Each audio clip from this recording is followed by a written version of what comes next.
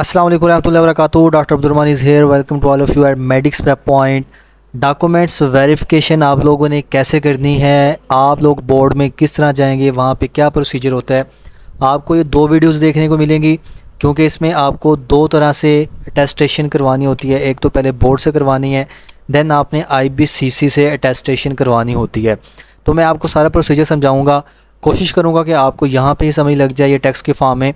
देखें, सबसे पहले ये कि अगर आप MBBS या BDS में एडमिशन लेना चाह रहे हैं, आप अगर अप्लाई करना चाह रहे हैं, तो आपके लिए लाजमी है कि आपके जो डॉक्यूमेंट्स हैं वो वेरीफाइड हों, वो आपके बोर्ड से एंड इसके बाद IBCC से वेरीफाइड हों।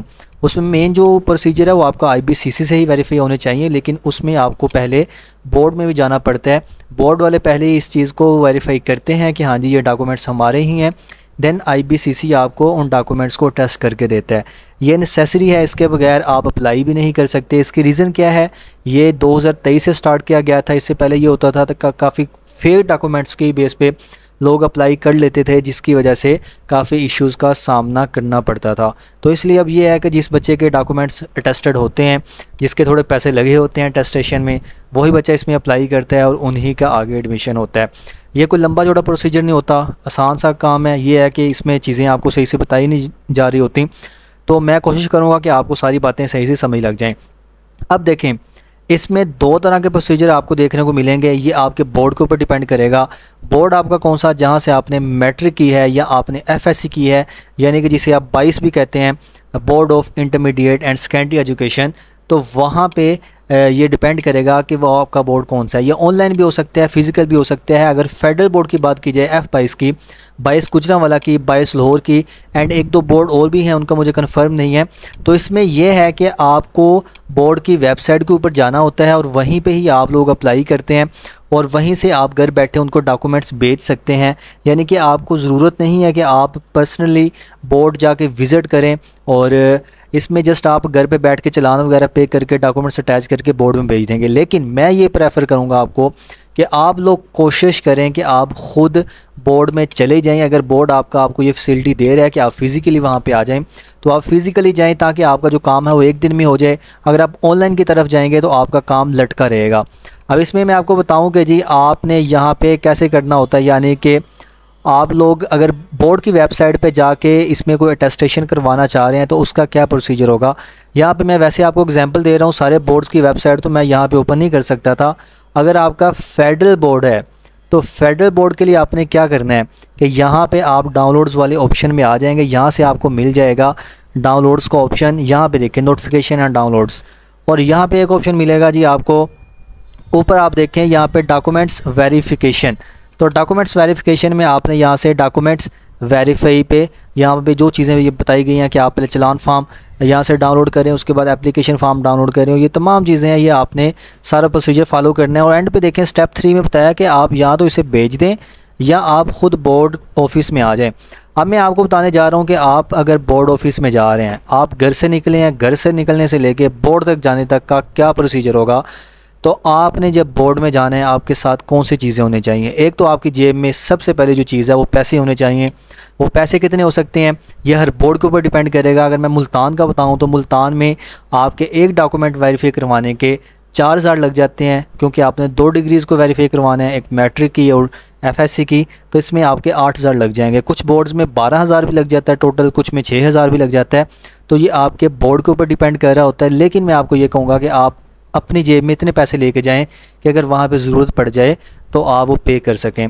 आपने अपने साथ ये डॉक्यूमेंट्स भी ले जाने हैं, ओरिजिनल डॉक्यूमेंट्स। अब इसमें मोस्टली बच्चों के पास मैट्रिक की सनद होती है।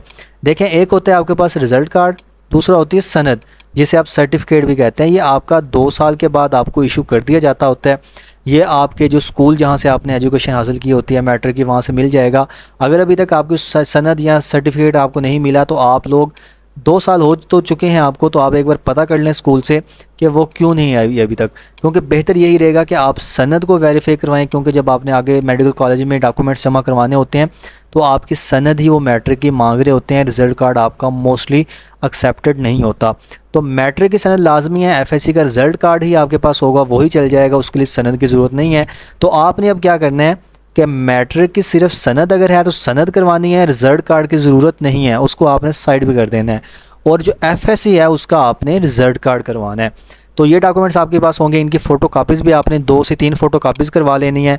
कोई कलरफुल करवाने की ज़रूरत नहीं है, जैसे भी फ़ोटो कापी होती है ब्लैक एंड वाइट आपने वो करवा लेनी है। पासपोर्ट साइज़ पिक्चर्स अपनी कोई 4-5 साथ रख लीजिएगा, काम आ सकती हैं, क्योंकि जब आप वहाँ पे जाते हैं तो आपको एक एप्लीकेशन फॉर्म दिया जाता है। वो फॉर्म आपने फ़िल करना होता है, वो हर बोर्ड का डिफरेंट होता है। अगर आपने ऑनलाइन फ़िल किया हुआ है ठीक है, वेल एंड गुड, अगर आपकी बोर्ड ने वो अलाउ किया हुआ था। नहीं तो आप जब वहाँ बोर्ड में जाएंगे तो वहाँ पे जाके जो कैबिन्स बने होते हैं, आप वहाँ पे जाके उन्हें कहें कि भाई इस तरह हमने IPCC की टेस्टेशन करवानी है, तो उसका क्या प्रोसीजर है। उन्हें सब पता होता है, हर रोज़ इतने बच्चे आ रहे होते हैं। वो सिंपली आपको एक फॉर्म देंगे और वो सारा आपने फॉर्म फिल कर लेना है। जो चीज़ समझ ना लगे आप वहाँ से पूछ सकते हैं। मज़ीद ये कि अगर ये फॉर्म्स वगैरह आपको वहाँ पे मुश्किल आ रही हो और ऑनलाइन प्रोसीजर हो, वो कहें नहीं जी ये तो आपने ऑनलाइन करना था, तो आपको बोर्ड के बाहर शॉप्स मिल जाती हैं जो कि आपको उसी वक्त वो फॉर्म फिल भी करके दे देंगे, सारी चीज़ें आपकी कर देंगे, इवन कि वो चलान भी पे कर देते होते हैं। तो इसलिए आपने घबराना नहीं है, बस एक बार बोर्ड चले जाना है। और बोर्ड आप ख़ुद भी जा सकते हैं, कोई और भी जा सकता है आपकी जगह, ज़रूरी नहीं है कि वो स्टूडेंट लाजमी जाए। तो ये तमाम चीज़ें जो हैं वो चलान वगैरह आप पे कर देंगे, जो भी फ़ीस होगी, और फिर आप उन्हें ये चीज़ें जमा करवाएंगे।